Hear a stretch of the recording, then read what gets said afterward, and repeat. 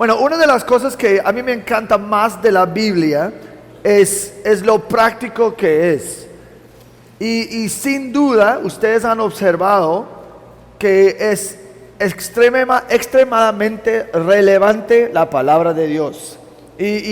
Una vez yo escuché una persona que dijo, la Biblia es más relevante que el periódico de mañana. Entonces siempre se aplica y en todas las situaciones, sin importar el tema o el año o la época o la cultura, la Biblia sigue siendo la fuente de verdad divina para todo que se trata de manera directa o indirecta. Y uno de los principios fundamentales de la consejería bíblica es que la Biblia es la respuesta para todas las situaciones y todos los problemas, y la Biblia tiene la respuesta para absolutamente todo. Por eso, a partir de hoy, yo voy a comenzar una serie sobre una perspectiva bíblica sobre las finanzas y el dinero y las posesiones. Y yo incluyo posesiones porque la discusión sobre el dinero o se trata mucho más que solamente el dinero. Se trata las posesiones, las finanzas, como nuestra perspectiva sobre todo lo que tenemos, digamos. Y la idea es predicar 2 veces al mes en 1 de Pedro y 2 veces al mes sobre las finanzas y posesiones. Y si ustedes llegaron a IBCC de una iglesia carismática, seguro que ustedes escucharon 1000 mensajes, ni siquiera yo creo que puedes decir que son sermones, pero ustedes escucharon un montón de cosas sobre las finanzas cada semana desde el púlpito, y ustedes quizás vienen a la discusión sobre las finanzas con mucha cautela, y esto lo entiendo, y eso es lo hace difícil hablar de algo así, porque siempre hemos escuchado la frase, no, pues la iglesia solo habla de dinero, es la única cosa que se tratan es sobre el dinero. Pero como en todo, solamente el hecho que alguien está hablando de una manera equivocada sobre un tema no significa que no podemos hacerlo de una manera correcta. Y la verdad es, tenemos que hablar, si queremos ser una iglesia bíblica, tenemos que hablar sobre el dinero, porque la Biblia habla frecuentemente sobre el dinero, y nosotros y ustedes tienen que poder aprender lo que la Biblia dice sobre las finanzas, las posesiones, el dinero, y porque no podemos permitir que los falsos maestros manejen la conversación. Y eso es lo que está pasando hoy en día. Muchas iglesias tienen miedo de hablar de dinero, porque no, es que hay tanto abuso, hay tantas enseñanzas malas, que mejor no tratar el tema. ¿Y qué? ¿Vamos a permitir que los falsos maestros manejen la conversación? No, eso no está bien. Si queremos ser una iglesia bíblica, nosotros tenemos que entender el tema bíblicamente. Y que yo entiendo, para muchos de ustedes, cuando comenzamos a hablar de dinero, está conectado con mucha culpa, mucho temor de ser manipulado, y quizás puede también incluir dolor, porque alguien en el pasado o una iglesia te ha maltratado o abusado en términos de dinero. Entiendo eso, y por eso yo comienzo esta serie con mucha oración, la verdad, porque mi preocupación es que nosotros podemos entender bíblicamente cómo pensar sobre el dinero y las finanzas y las posesiones. Queremos glorificar a Dios, y la verdad yo creo que para la mayoría de nosotros vamos a tener que desintoxicarnos de lo que hemos creído sobre el dinero. Y mi petición ha sido que el Señor utilice esta serie para realmente hacer un cambio en los corazones de nosotros. Y les pido que comprometen a ustedes también, orar para esta serie sobre las finanzas, que el Señor puede desintoxicar la basura que está en tu cabeza, y no solamente en tu cabeza, pero en las cabezas de los los que están en IBCC, porque queremos pensar y glorificar a Dios en esta área. Pero para darles una idea de algunos de los temas que vamos a estar tratando, planeo predicar en temas como la propiedad bíblica, que realmente quién es el dueño de nuestras posesiones, el propósito del dinero, cómo una perspectiva eterna nos ayuda a pensar correctamente sobre la plata. Vamos a hablar de mayordomía bíblica. Vamos a hablar de materialismo y asceticismo, que es el opuesto. Voy a dar un sermón total sobre el evangelio de prosperidad y por qué eso es una mentira. Eso podríamos llamar el evangelio de prosperidad materialismo cristiano entre comillas. También vamos a hablar de contentamiento y la codicia. Vamos a hablar del amor de dinero. Vamos a hablar de si debemos pagar pastores y cómo así. Y cómo debemos pensar en eso.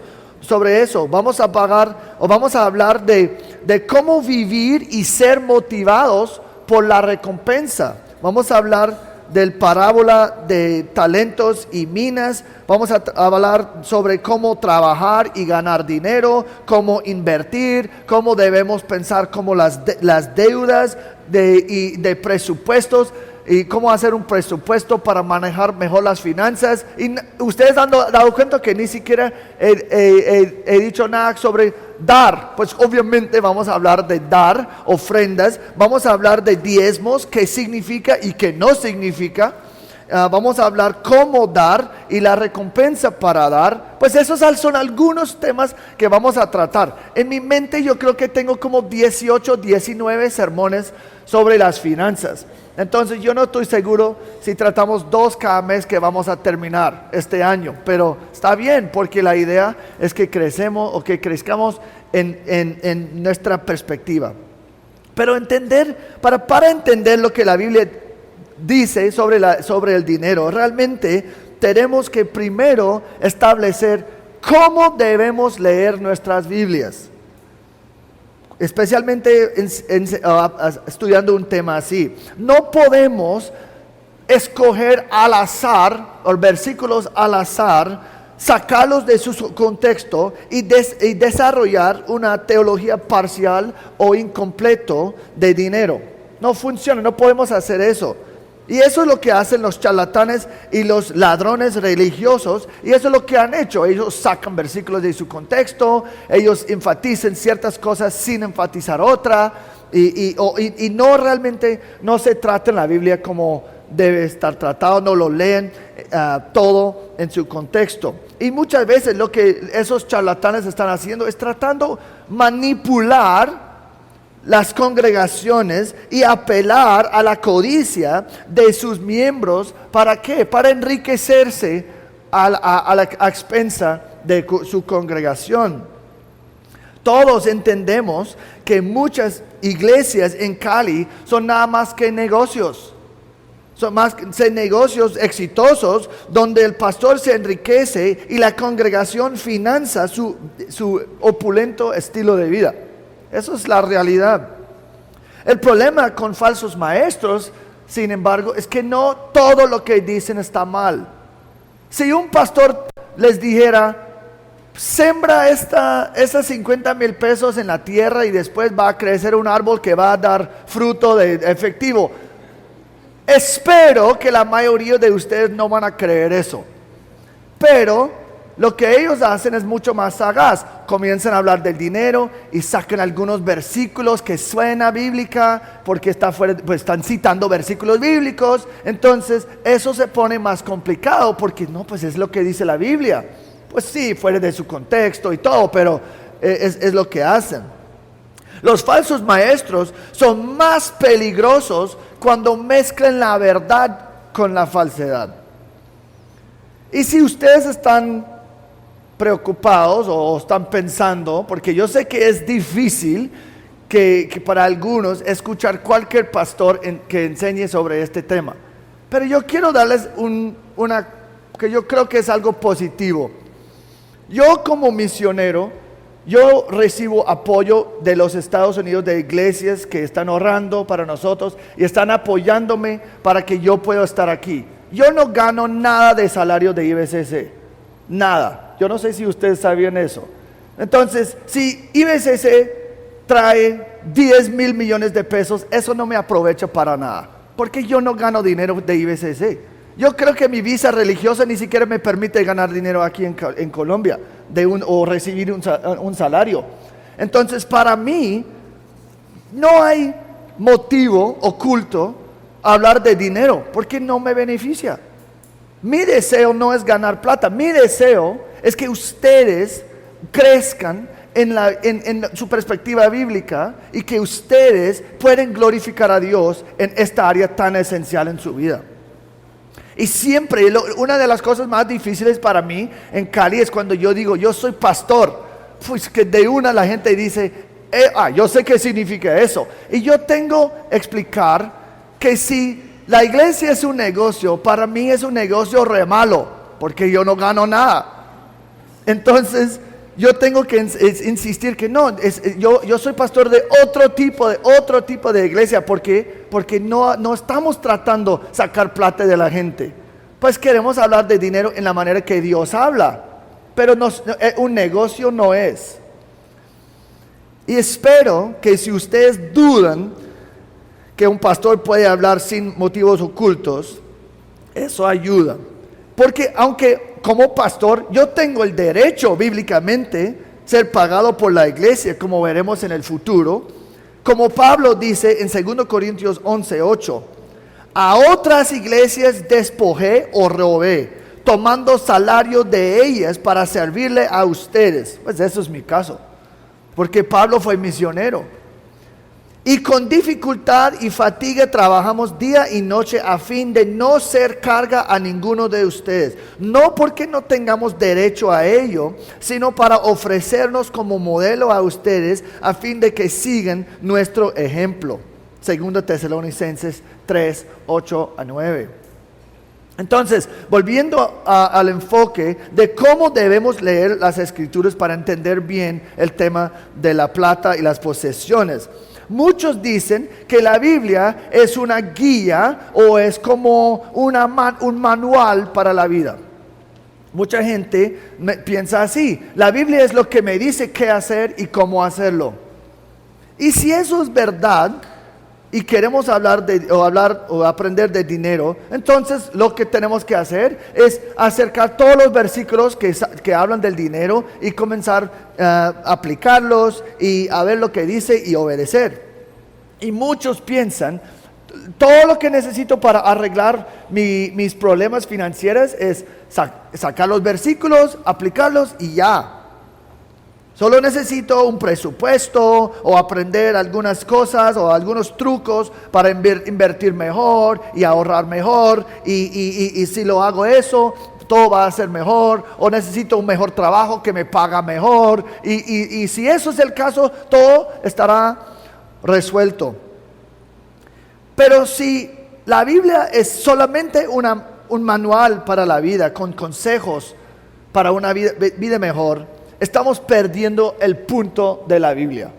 Estamos perdiendo el punto de la Biblia. Si leemos nuestra Biblia así, nosotros solamente como un manual, vamos a perder el punto de la Biblia y vamos a leer nuestra Biblia de una manera muy egocéntrica. Vamos a leer la Biblia como una herramienta egocéntrica para buscar mi mejor vida ahora, y muchos pasajes no van a tener nada de sentido si leemos así.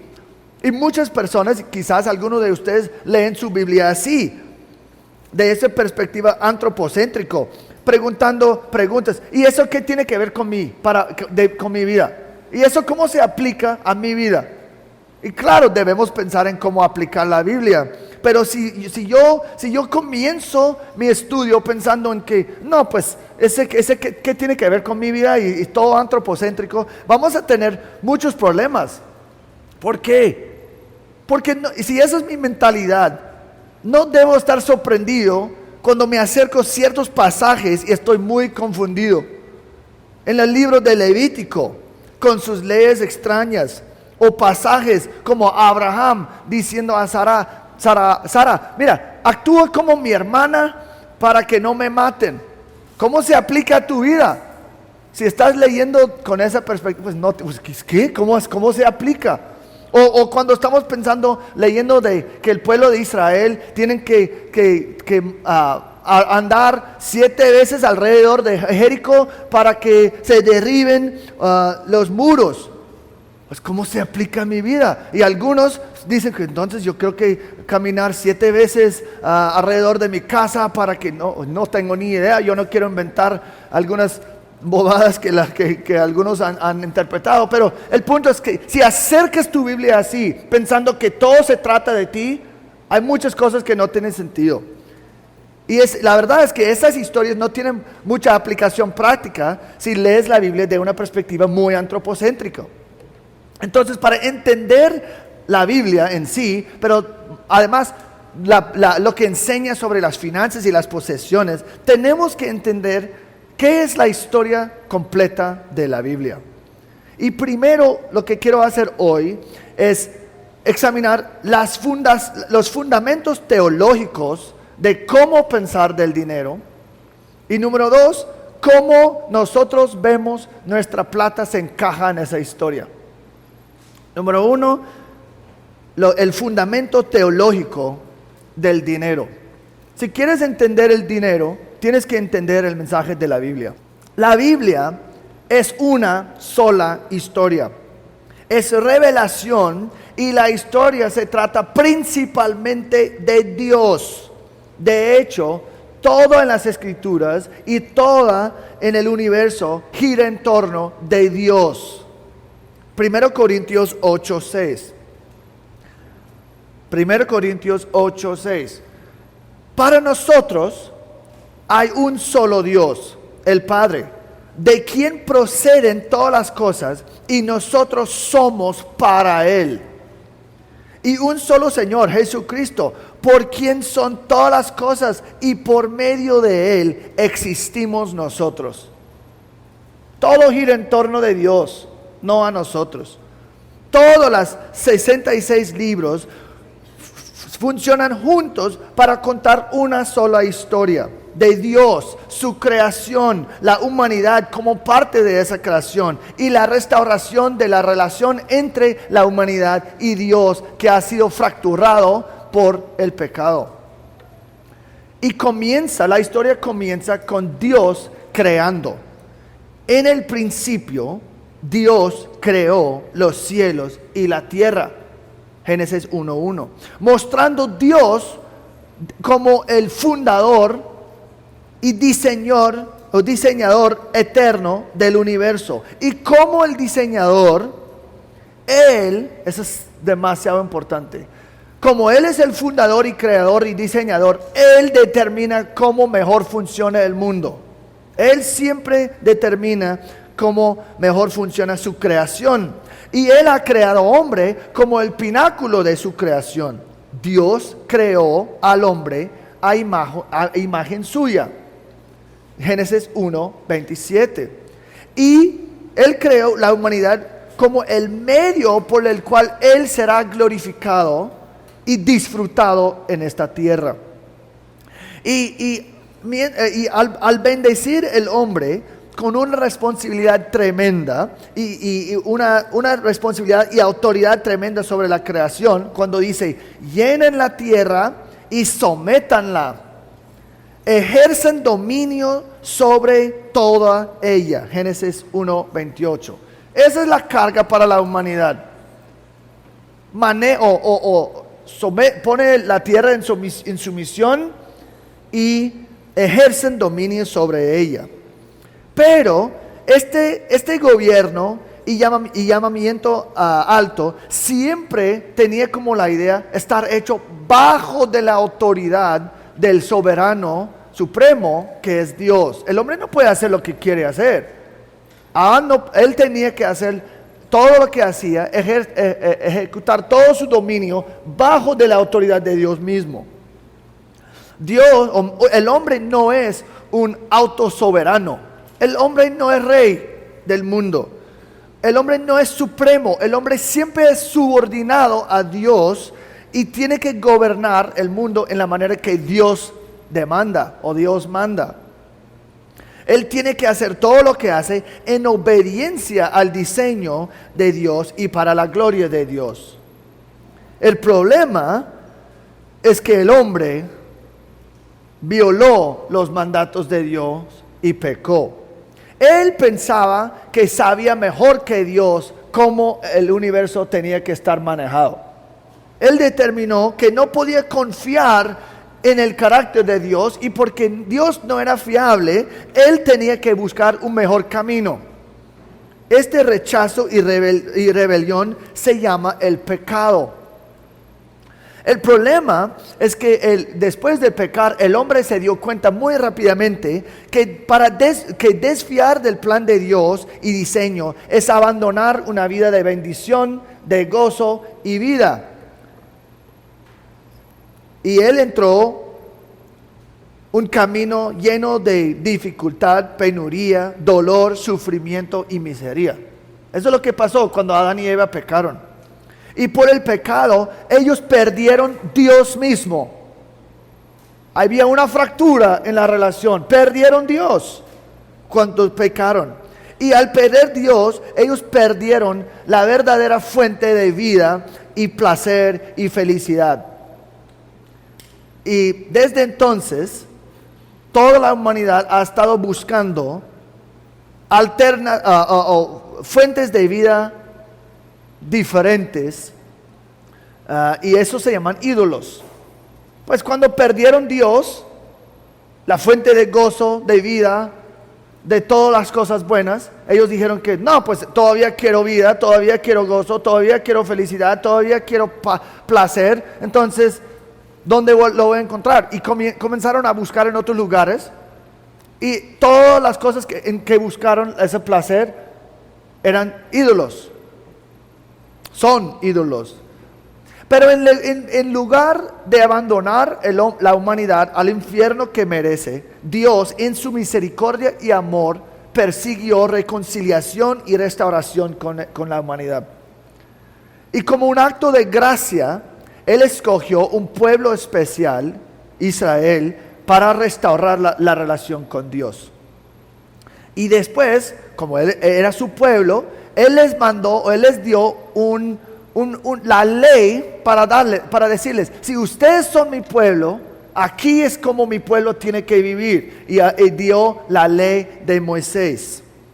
Y cuando nosotros leemos la ley, decimos muchas veces, decimos: uy, por fin, aquí es donde Dios me dice que tengo que hacer, y ahora puedo arrancar.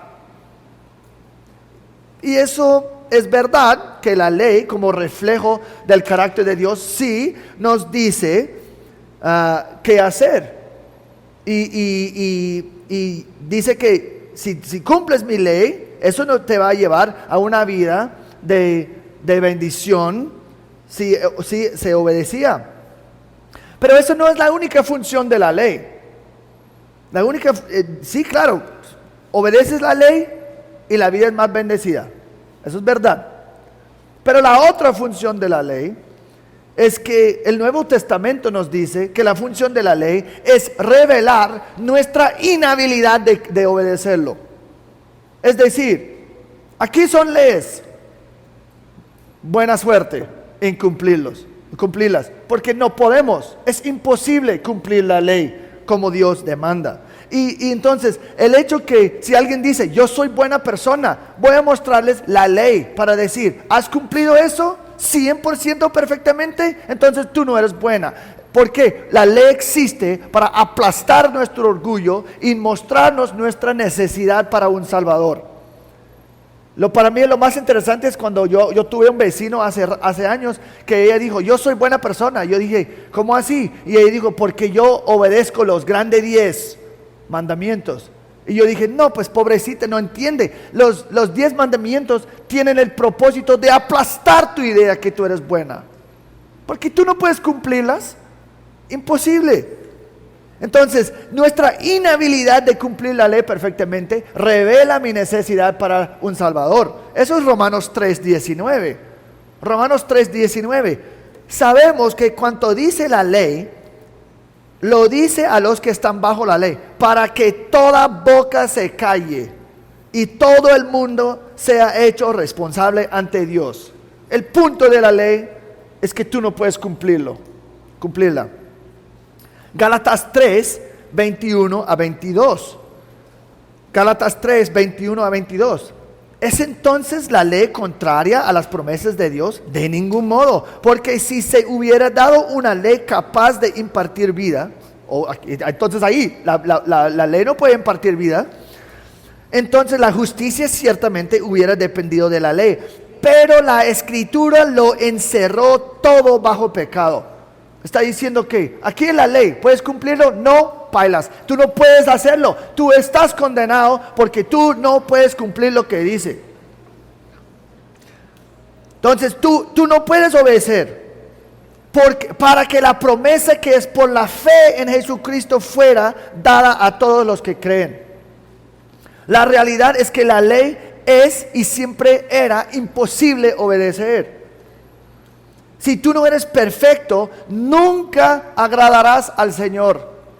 Nunca serás agradable a Él, basado en la obediencia, sin importar qué juicioso o moral que eres. Pues es imposible. Gálatas 3:10. Porque todos los que son de las obras de la ley están bajo maldición. Si tú quieres ganar tu salvación por ser buena obra, estás bajo la maldición. Qué pena, es la realidad. Maldito eres. Pues escrito está, maldito todo el que no permanece en todas las cosas escritas en el libro de la ley para hacerlas. Es decir, si tú quieres obedecer la ley, tú no puedes escoger esta ley, pues esos no, porque son demasiado difíciles. No, dice, si tú quieres ganar tu salvación por la ley, buena suerte. Tú tienes que cumplir absolutamente todo sin fallar ni una vez. Mateo 5:48. Por tanto, sean ustedes perfectos como su Padre Celestial es perfecto. ¿Qué significa ser una buena persona? Bíblicamente significa ser perfecto. Y porque nadie será salvo por ser suficiente bueno, a mí me encanta Gálatas 2:16, porque aplasta la idea que alguien va a entrar al cielo por ser bueno. Gálatas 2:16. Y cuando algo está repetido en un versículo, un pasaje más que una vez, eso es para enfatizar que eso es importante. Gálatas 2:16. Sabiendo que el hombre no es justificado por obras de la ley, sino mediante de la fe en Jesucristo, también nosotros hemos creído en Cristo Jesús, para que seamos justificados por la fe en Cristo, y no por las obras de la ley.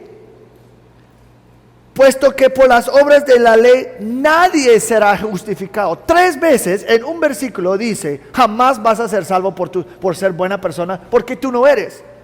Nadie será salvo por obras. Nosotros, y porque nosotros somos el problema, la solución se encuentra fuera de nosotros, no dentro de nosotros. Y por eso Cristo vino. Todo el Antiguo Testamento apunta a la necesidad para un Salvador y prometa la solución para el problema de pecado que nos separó que separó el hombre y Dios. Entonces la Biblia no solamente nos dice quién es Dios y lo que espera de nosotros, también la Biblia nos dice quién somos nosotros, qué es nuestro problema y qué es la solución, y qué es el plan para corregir todo, para restaurar la relación entre Dios y la humanidad. Entonces Dios, o Jesús, Dios hizo carne, o hecho carne, vive la vida perfecta que no podemos vivir. Él vive 33 años sin pecar ni una vez. Él sirve como nuestro sustituto en su vida. Él perfectamente cumplió y obedeció la ley. Y el Padre está complacido con el Hijo. Entonces Jesús después murió como sustituto para todos que pondrán su fe en Él, en su vida, en su perfección, en su lugar. Él quita su castigo y su condenación. Él lleva a la cruz y después resucita de la muerte, conquistando el castigo en total. Por gracia solamente, a través de fe solamente, en Cristo solamente somos salvos. Somos restaurados a una relación correcta con Dios y son tan agradables a Dios como Cristo es, porque ahora estamos escondidos en Cristo. Piensa en eso. Ahora, aunque siguen pecadores, si están en Cristo, Dios nunca va a estar decepcionado contigo. Porque es imposible que seas decepcionado con Cristo, y cuando te ve es como hay un filtro delante de ti, y ese filtro es Jesús, su perfección, su justicia, y cuando te ve, no te ve Cristo Jesús. Eso es increíble. Eso es gracia. ¿Somos perfectos ahora? No. Pero ahora Él nos ve a través de la perfección de Cristo. 2 Corintios 5:21. Al que no conoció pecado, lo hizo pecado por nosotros, para que fuéramos hechos justicia de Dios en Él.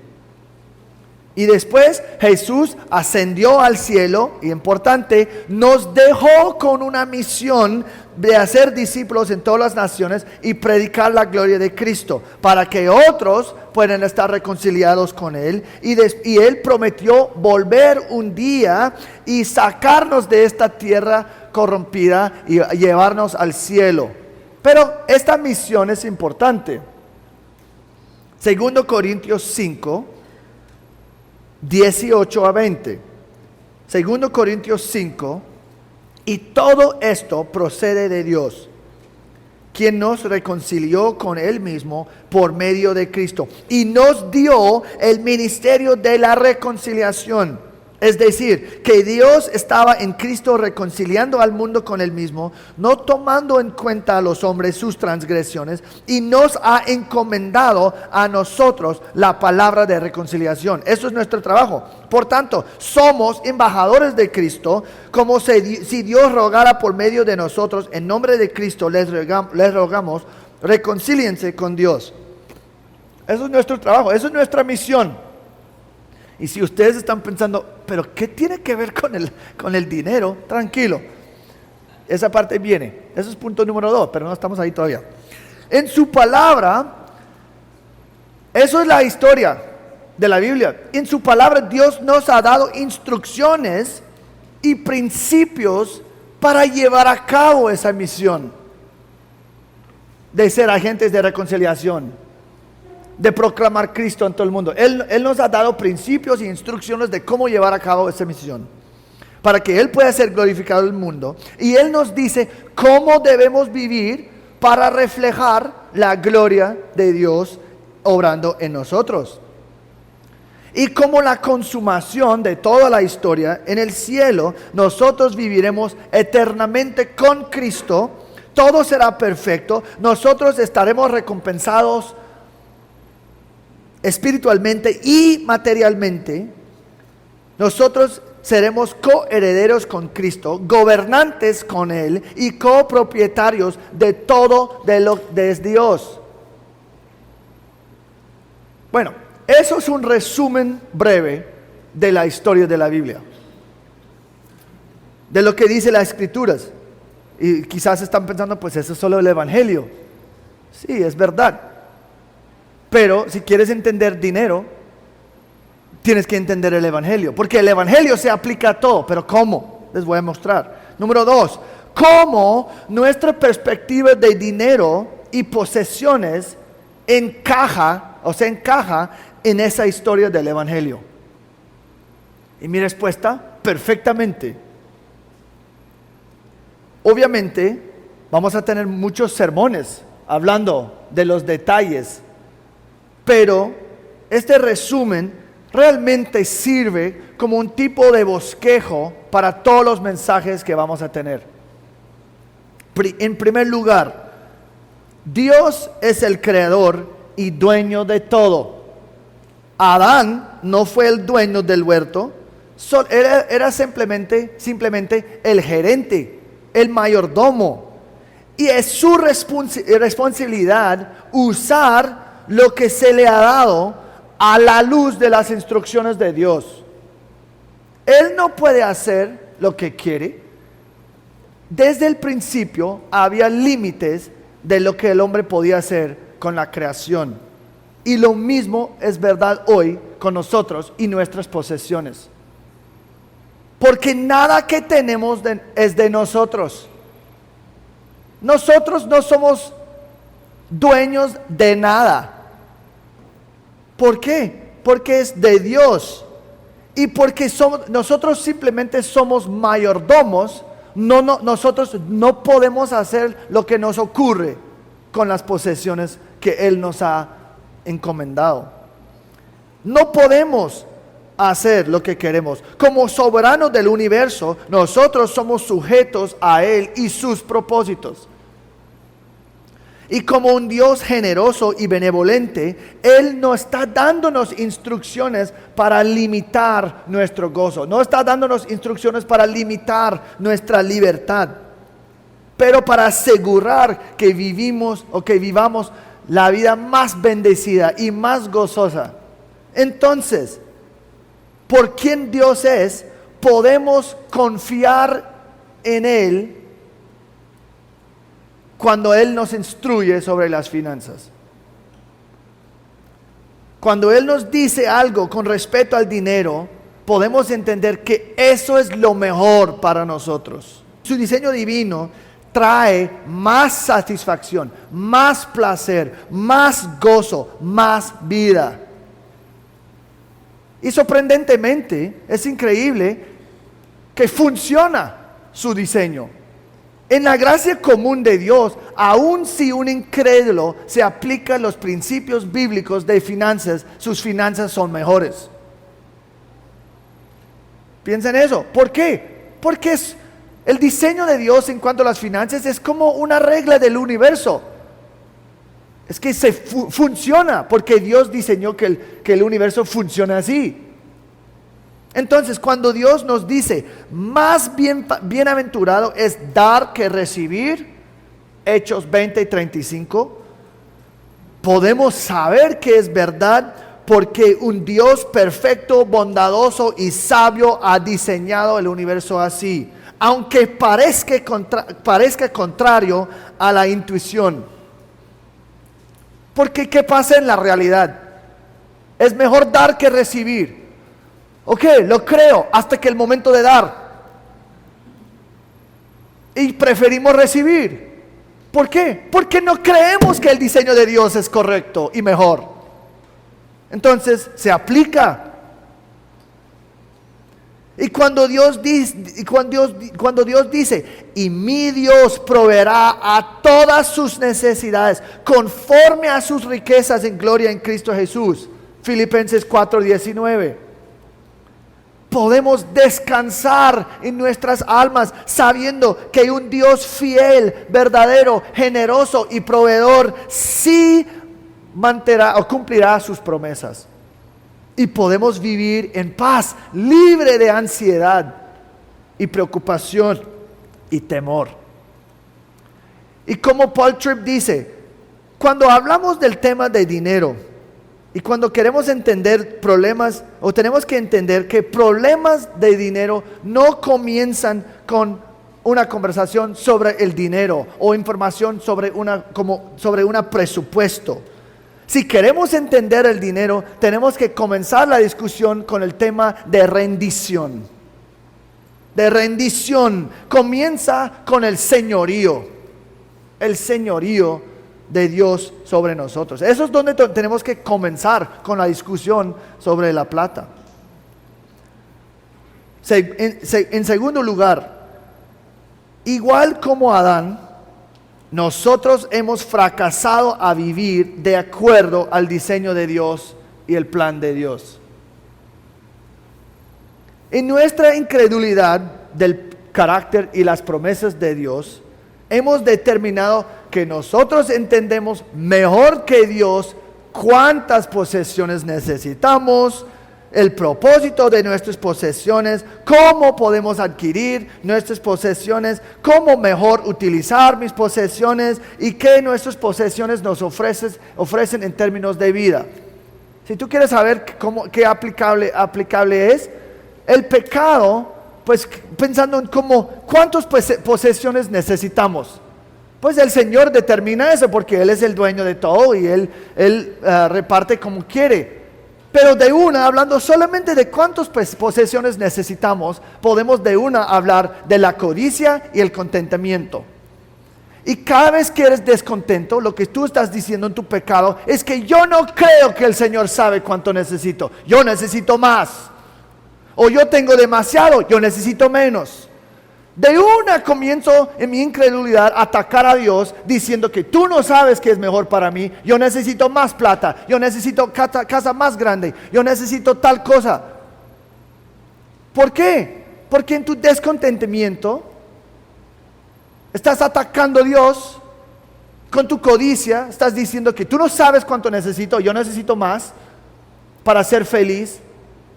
Pues la Biblia, solo hablando del pecado podemos torcer todo. ¿Cuánto necesitamos? ¿Qué puedo hacer con mis posesiones? Mira, la Biblia dice que debemos dar. ¿Sabes qué? Yo no le quiero dar, yo quiero tomar 6 vacaciones el próximo año. Porque para mí, la manera que utilizo mis posesiones, aunque no son tuyos, pero es que la manera que utilizo mis posesiones es disfrutar al máximo esta vida. Vacación tras vacación, tras vacación, tras no sé qué. Y nosotros, en nuestro pecado, no creemos lo que el Señor dice que es su propósito para las posesiones. Entonces, nosotros comenzamos a pecar.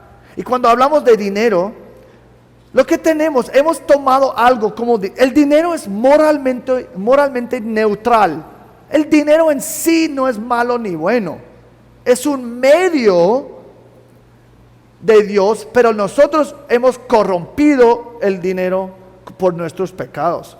En vez de dinero siendo una herramienta y medio para cumplir la misión de Dios y cumplir lo que Dios ha mandado, hemos amado la creación más que el Creador. Hemos hecho la adquisición y el uso de dinero la misión de la vida. Un esfuerzo constante para robar la gloria de Dios para nosotros mismos. Y lamentablemente hemos buscado al dinero para darnos la vida verdadera, la paz, la comodidad, el gozo, la felicidad, más que Dios mismo.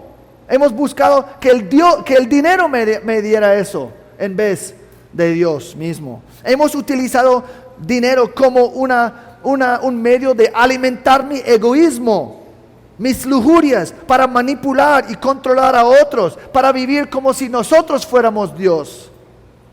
Hemos robado, matado, peleado, maldito y odiado a otros, todo en el nombre del dinero. Hemos actuado egoístamente, deshonestamente, hemos maltratado a otros para conseguir más o para no perder el dinero que tenemos. En breve, en nuestro pecado financiero, hemos rechazado a Dios, hemos vivido en rebeldía contra Él y hemos elevado a nosotros mismos y nuestros deseos por encima de Dios. 1 Timoteo 6, 9 a 10.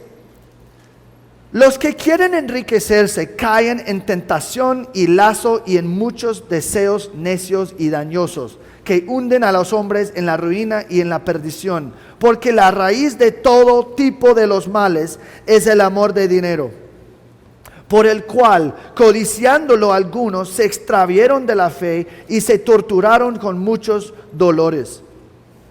Muchas personas, incluyendo quizás algunos de ustedes hoy, han rechazado a Cristo, su señorío, y están en su camino hacia el infierno por tu amor de dinero.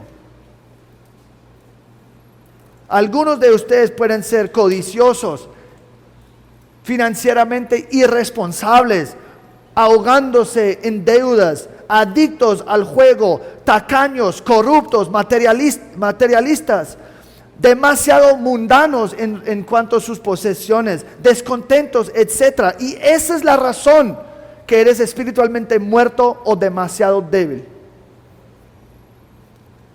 ¿Es un pecado ser rico o pobre? No, absolutamente no. Pero muchas vidas y familias están en caos por el pecado financiero. Tu relación con dinero y las posesiones revela el pecador que eres y tu necesidad para un Salvador. Lo que tú crees, escucha bien, lo que tú crees y cómo tú vives en cuanto al dinero, con respecto al dinero, es un buen indicador de su condición espiritual. Cómo tú vives y cómo tú pienses sobre el dinero es buen indicador de tu condición espiritual. Nuestro fracaso de ver y utilizar nuestro dinero y posesiones correctamente trae más dolor, menos gozo y separación de Dios como todo el pecado. Cuando tú siembras pecado financiero, cosecharás destrucción y ruina financiera. Esto nos lleva a nuestro próximo punto, la redención. Mira, lo que estoy diciendo es, en la misma cosmovisión bíblica, que es el Evangelio que ya expliqué, estoy apuntando cómo el dinero se encaja en esa historia. Porque si tú crees que solo necesito un presupuesto para arreglar mi vida, hay mucha gente rica con buenas presupuestas que van a ir en el infierno. Porque no es solamente manejar mejor sus finanzas, es ver cómo tus finanzas se encajan en la historia de Dios. En tercer lugar, y repito, si la única cosa que necesitaba fuera un buen presupuesto y más ingresos y más salarios para arreglar todos mis males financieros, Jesús nunca tenía que morir. Si eso es el caso, solamente soy una víctima de mi ignorancia o las circunstancias malas, y como una víctima no necesito gracia, solamente necesito circunstancias externas diferentes. Pero Jesús no vino para rescatarnos de la pobreza ni de dificultad financiera. Él vino para salvarnos del pecado, de nuestro mal uso del dinero, de nuestra inhabilidad de pensar bíblicamente sobre el dinero. Él vino para salvarnos y redimirnos de nuestros corazones malvados, para que podamos por fin ver el dinero en una manera bíblica que le glorifique. Él vino para rescatarnos de nosotros mismos, no de la pobreza. Entonces Jesús murió en la cruz por nuestros pecados financieros, para salvarnos, y resucitó de la muerte para liberarnos de esa esclavitud a las posesiones y dinero. Ahora, como cristianos somos libres de la esclavitud del pecado, incluyendo los pecados que se relacionan con el dinero y las posesiones. Romanos 6:6. Sabemos esto, que nuestro viejo hombre fue crucificado con Cristo para que nuestro cuerpo de pecado fuera destruido, a fin de que ya no seamos esclavos del pecado. Algunos de ustedes necesitan escuchar, están allí, tus vidas han sido destruidos por sus pecados financieros. Y lo que necesitan escuchar es que la gracia del Señor, el Evangelio, puede liberarte del infierno que has ganado por tu amor de dinero. El Señor no te promete que no vas a ser pobre, pero el Señor promete que Él puede darte las riquezas del cielo, arrepentirse de sus pecados financieros, y Él puede liberarte de esa carga más pesada que las deudas que tengo. La carga más pesada es que yo tengo un Dios santo que me va a castigar por rechazarlo por mi amor del dinero. Además, en su palabra, Dios no solamente nos dio una misión, pero nos dice el papel que el dinero y las posesiones tiene en cumplir o juega en cumplir esa misión. El propósito y la función de nuestras posesiones es ayudarles a avanzar, llevar a cabo la misión divina y reflejar a Cristo en una manera que vivimos y compramos y damos. Y todo lo hacemos por gracia. Por gracia. Esos mandatos y instrucciones y principios no nos hace agradable a Dios. Porque ya he dicho, nadie será aceptado por Dios por ser buen administrador de sus finanzas. Solo por la obra de Cristo en mi lugar y el sacrificio de Cristo. Nadie será salvo por dar dinero a la iglesia. Y he hablado con gente que piensa así: yo soy buena persona porque siempre doy diezmos. Bueno, cumplir, tener un buen presupuesto, dar diezmos a la iglesia, nadie será salvo por eso. Es solamente por la gracia, a través de Cristo Jesús y su vida y su sacrificio y su resucitación. Es la única manera que alguien será salvo, por fe 100% en Cristo Jesús solo. Gracia es la única cosa suficientemente poderosa para cambiar nuestros corazones malvados y traer cambio duradero. Y cuando inevitablemente volvemos a caer en los pecados financieros, mira, un cristiano puede pecar. Un cristiano puede pecar en las áreas financieras y puede en un momento u otro caer en el amor de dinero. Pero es la gracia que nos rescata de ese pecado y nos ayuda a volver a la perspectiva correcta, detrás de una confrontación de su palabra. Y seguramente eso es lo que va a pasar en esta serie. Algunos de ustedes van a estar muy confrontados en la manera que han vivido en cuanto al dinero. Y son cristianos. Yo no estoy diciendo que no son cristianos. Algunos de ustedes van a ir al infierno por tu amor del dinero. Otros de ustedes, porque tienen su fe en Cristo Jesús, son salvos, son agradables al Señor por lo que Cristo ha hecho en tu lugar, van a ir al cielo. Pero en este momento un estorbo en tu camino con el Señor es tu amor de dinero. Y la ruina en tu vida está directamente conectado con tu pecado financiero. Pero hay gracia, hay gracia. Es la gracia que nos devuelve al pensamiento correcto y que nos da la fuerza y motivación para glorificarlo con nuestros bienes. Como hijos de Dios, como hijos del Dios de todas las riquezas y toda la generosidad, también tenemos un Dios que es capaz y dispuesto a rescatarnos de cada tipo de pecado financiero. La gracia nos empodera para arrepentirnos, ser perdonados, tomar mejores decisiones y hacer cambios verdaderos en cuanto a las finanzas. Gracia, escucha bien, gracia toma un tacaño y lo hace generoso.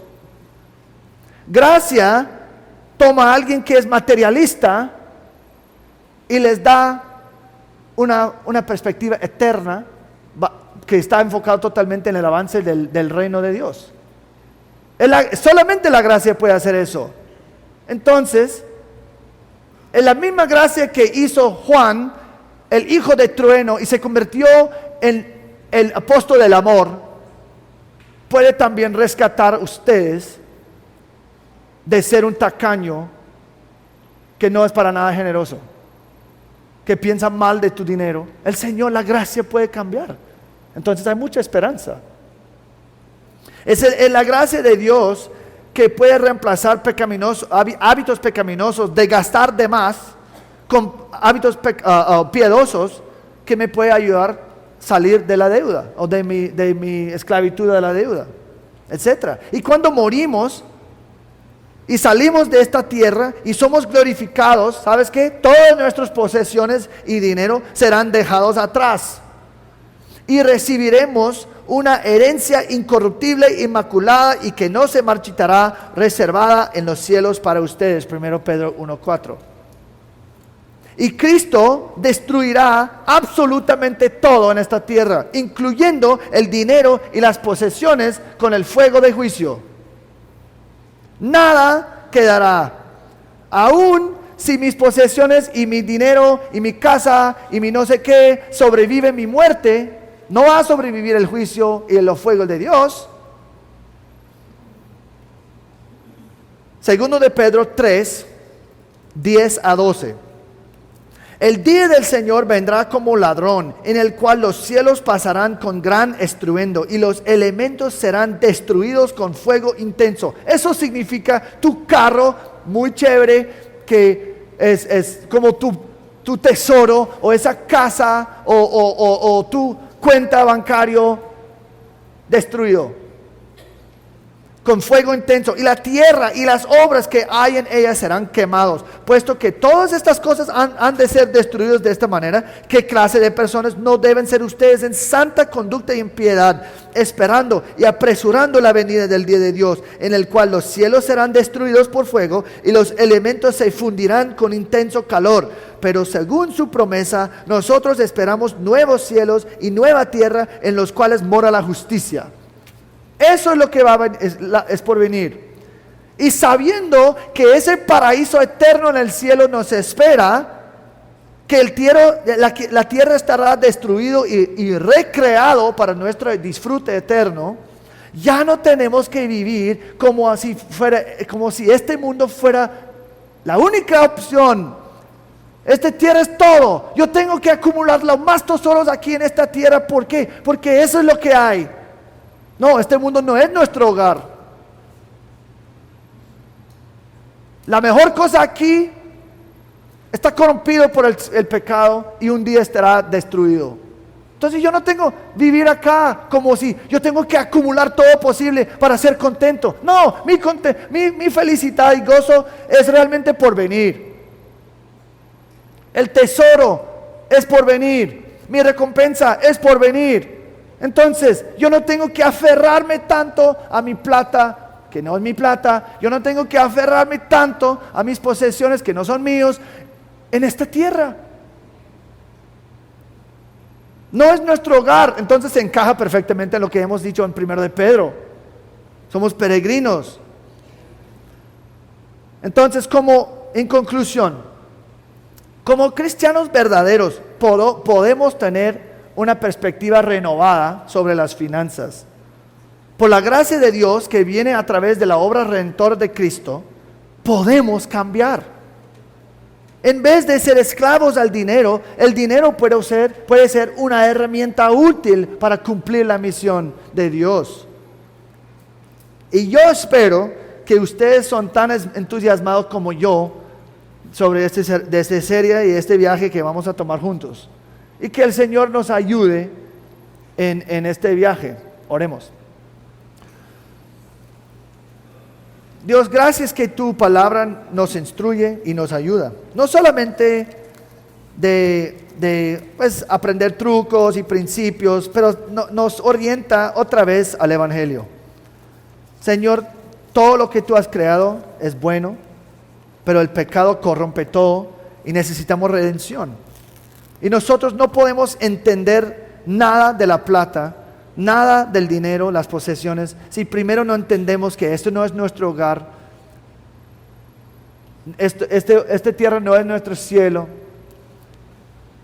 y nuestro pecado ha destruido todas las cosas buenas que tú has creado buenas. Y necesitamos redención. No necesito solamente un presupuesto, no necesito solamente algunos trucos financieros. Lo que necesito es más de Cristo. Yo quiero pensar totalmente diferente sobre mi dinero, que no es mío. Ayúdanos, Dios, en esta serie sea glorificado, que nuestra iglesia sea transformada por lo que tu palabra dice. Y ayúdame a mí en la instrucción, que puedo ser fiel a lo que dice la palabra, sin motivos ocultos. Y que nosotros podemos ser más como Cristo en la manera que vivimos y en la manera que somos mayordomos de tus posesiones. En nombre de Cristo Jesús, ayúdanos. Amén.